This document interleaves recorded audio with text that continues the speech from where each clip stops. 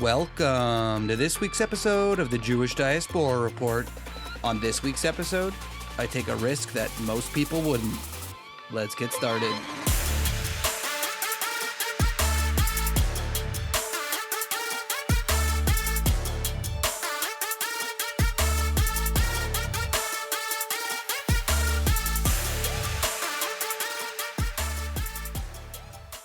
I like to think that many of my listeners are very educated and want to know current events and probably listen to the news in addition to what I report. So most of you are probably well aware of what's been going on in the Middle East over the last week. Most of you know, especially if you listen to my podcast, that things have kind of been hitting the fan out in the Middle East between Iran and the Americans. Tragically, this week we have some news of some American service members who were killed by an Iranian ballistic missile. It is nothing short of tragic and terrible to see anybody hurt by this rogue Iranian regime, who, as you heard in my last podcasts, is on its last legs, is like a wounded animal stuck in a cage, and they will do anything to try and alleviate this pressure. And most people, in response to hearing this news, would be to maybe stay home, maybe stay in America or Canada or Europe where it's relatively safe. But I'm not usual like everybody else. I'm heading to the Middle East. I am really proud and excited to say that I will be in Israel next week. Obviously, I've known about this trip for quite some time, but I try and limit how much I talk about it on social media or in the podcast because, unfortunately, with the current situation going on in the Middle East, you really never know if it's going to happen. To be honest, at this point, what's going on with the US and Iran, and if they dare to try and attack Israel, things might change. But at this point, it seems like the trip is a go. So I want to warn all of my listeners, the ones that listen to me every week. Unfortunately, for the next few weeks, I probably won't have time to do a podcast and I won't be able to bring all of my studio equipment with me. So there might not be a podcast episode for the next couple of weeks, just so you know. For those of you who really can't get enough of my podcasts, I wish that was actually the case. You can listen to some of our other episodes over the next couple of weeks just to go through some of our old catalog and maybe get your fill of our Jewish Diaspora podcast. But if I can make a suggestion to any of my new listeners who haven't been with me for a very long time, I would definitely suggest you go and listen to my 2024 episodes. I Have Been on a Mission, Part 1 and Part 2. This is episode 112 and 113 from Season 3. These two episodes were from my last time that I was in Israel, just after October 7th, when I went to go and tour, visit, meet with people, and see the sites myself. If you haven't listened to those episodes, they are incredibly powerful, they are incredibly difficult, and definitely worth a listen. So while I'm gone, if you want to go back and listen to those episodes, please feel free. Not only are they great episodes on their own, but the reality is it's been 2 years since I was there and 3 years since the attacks. And it's really easy to forget what this entire war, all of this conflict and struggle has been about. We might forget October 7th in a manner of speaking. So even if you've listened to those episodes 2 years ago, maybe it's worth listening to again to remind yourself of what I had seen and what happened on October 7th. Listening to those episodes might actually also help for when I come back from this trip, because it will be very helpful to remember what had happened when I speak about what I'm doing in Israel on this trip. For the trip that I'm going on this time, it's a little bit different. We're not doing the whole October 7th tour because I've done that before. This time, I'm going to try and make a difference. I am taking a group of people, mostly adults, to go and volunteer in Israel and see what we can do to start repairing the effects of this war. So from the October 7th trip, we saw the damage, the destruction, the pain and issues that were being caused by the attacks. This time, we're going to go and help support and help fix the problems. Whether this is going down south near the Gaza envelope and trying to rebuild and help people who are there who have been struggling, or in the north, where we're going to help people who had been kicked out of their houses for almost years due to Hezbollah's rocket fire. These towns surely have been really hit hard and affected by the issues that were happening in the north.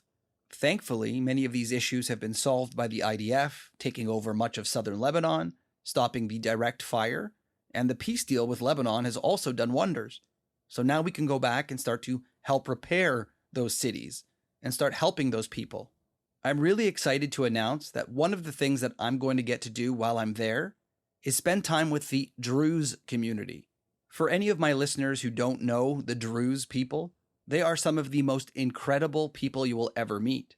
The Druze, who are Arabs but not Muslims, live in the north between Lebanon, Syria, and Israel. Many families cut off by the 1948 war, never able to speak to one another. But the Druze people are a minority in the Middle East. Unfortunately, they are a persecuted minority in the Middle East. They have lived for generations under the Islamic rule. They have been subjugated, they have been killed and massacred, and this is why in 1948, they decided when they heard a war was going to start, that they would side with the Jews, a fellow persecuted minority. Just take a second to understand how difficult that would be. The Druze community could have stayed quiet. They could have stayed out of the war and hoped that it all blew over, and maybe by not joining or even helping the Arabs, they might score some points. They might avoid being harmed by the Arabs.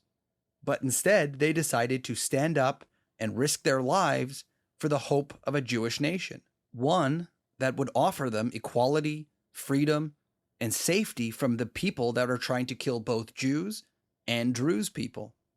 And they fought immediately in 1948 with the Jewish people to support them. And they are such an incredible people that it wasn't just signing up in 1948 to fight. In 1956, the Druze community decided that they were going to demand for their young people to be drafted into the army. For many of you, you might realize that the Arabs and the Christians are not required by law to go to the military. The Druze, however, were so loyal to that country that they wanted to join and make it mandatory. So it'll be so much fun to spend time with the Druze people, especially considering I have a very close Druze friend that I speak to all the time.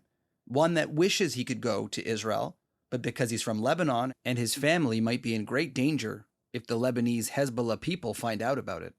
So I'm excited to go in his stead, to be able to go and send pictures and show him the community that he wishes he could see. One of the places we're going to go in the Druze community is one that was in the news for unfortunate and terrible reasons. A place called Majd al-Shams. If you remember, if you followed this war for the past few years, Majd al-Shams was hit by a Lebanese Hezbollah rocket. And you might remember that 12 poor, innocent children lost their lives between 10 and 16 years old. They were playing on a soccer field and had barely any warning before that rocket hit the ground. So as part of this trip, we are going to help the community as best we can, rebuild, hear their stories, and be able to tell their stories when we come back. They are truly a remarkable part of the Israeli fabric of society, and I cannot wait to spend time with them. So as I said in the title of this episode, am I crazy for going to a war zone? Actively choosing to go to a place that's currently under threat? Maybe. But as a Jewish person and someone who's been to Israel many times, there's almost never a time that you can go to Israel that's not under threat. Their neighbors are pretty hostile. There's always a war happening from somewhere, and if you don't go now, you'll probably never go. To be fair, during the last time I was there 2 years ago, just after October 7th, you will hear in that podcast if you listen to it, I was attacked by both the Houthis and Hamas, and clearly I'm fine. The Israeli people are incredibly resilient, and the country itself prides itself on the safety and security of its people, that when you go, you don't even realize that there's wars going on all around you. And especially as a Jewish person who's dealing with the rise in anti-Semitism around the world, it is absolutely shocking that you will feel safer in Israel in a war zone than you will on the streets of New York or Toronto. It is completely counterintuitive to common sense. But being home in a place like Israel, where everybody around you wants you safe, your government actually cares about you, unlike in the West, it makes a big difference. So one thing that I will suggest to anybody who's ever considered going to Israel, you should definitely go. You can't wait for the perfect time. Okay, maybe don't do it exactly when I'm doing it, when the Iranian regime is threatening to take out Israel, but start planning that trip soon, because you will not regret it. Whether you're Jewish and you've never been, or you're a Christian and you want to go to the holy sites where Jesus walked and was baptized, it is an incredible place to see your own history. And the best way to fight all of the anti-Semitism that we hear about, all of the anti-Israel and anti-Zionist rhetoric we hear, the apartheid, the genocide, all of these terrible things that you hear online and in the news, you will realize with your own two eyes that it isn't real. It is all fiction. And the people that hate Israel, who want to see it suffer, are desperate to ensure that you never see it with your own eyes, because they actually know what they're saying is a lie. They know they're manipulating photos, manipulating videos. They're hoping you will never step on a plane and go and see it for yourself, so you'll only have them to believe. And let's not forget, when they see a post that says the opposite from a pro-Jewish source, they'll just call it Zionist propaganda. Like when you see the Pride Parade in Tel Aviv, they'll say you are, quote, pinkwashing, rather than accepting the fact that it's the only safe place for LGBTQ in the Middle East. Ignore that because it's pinkwashing, which is really just another word for I don't like these facts that disprove me, so I will make up a word to disqualify them.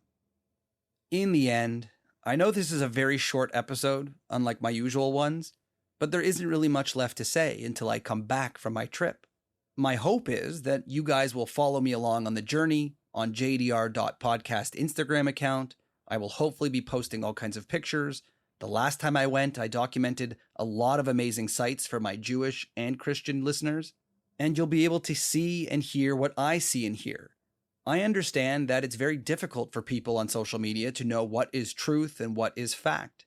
And I'm hoping that those of you who have listened to me for a very long time realize that I will try my best to give you both sides, all sides, the truth. And since you're unable to be in Israel currently, you can visit through the lens of my camera, unfiltered, undistorted, unmanipulated. So hopefully, in a few weeks, when my next episode comes out, you guys will be able to hear about my entire trip, all of the amazing things we saw, the amazing things we did, and the people that we helped. And for those of you on the fence about maybe going to visit Israel for the first time or going back after a very long time, hopefully this will be the kick that you need to make that plan, to get on that plane. And hopefully for all of us Jewish people and even Christians, next year, may we meet in Jerusalem.